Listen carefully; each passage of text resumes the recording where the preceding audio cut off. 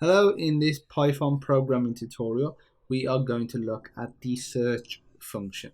So the search function, pretty similar to match, but search just goes through it until it finds the first instance of it, whereas match only checks if it is at the start of the characters provided. Even though you can set an offset, it still will only do it from, so like one will essentially get rid of that, for example.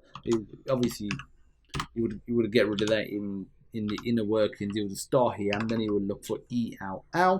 But if it didn't appear, or if you started here and ELL was here, then it wouldn't work.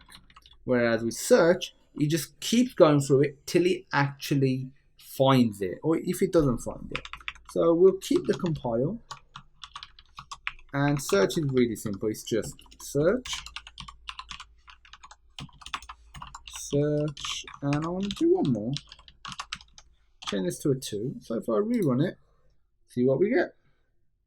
So as you can see, we've got none, we've got match, which is for this one. Then we've got a match, because we're at the start. So first one doesn't give me E. Okay, second one does. Then it's out, so match. Then the third one, we start here.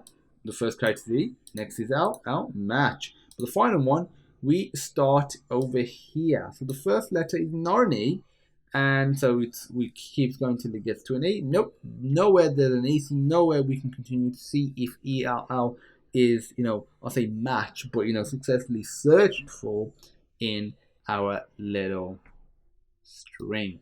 So that's it for the search method. As I mentioned in the match method, you can further advance these regular expressions, and I'm going to provide a link in the description to be able to create your own patterns, and as an extra task have a go at doing that. But that's really it for match and search in their core essence, the differences between them. Thanks for watching, and I look forward to seeing you in the next video.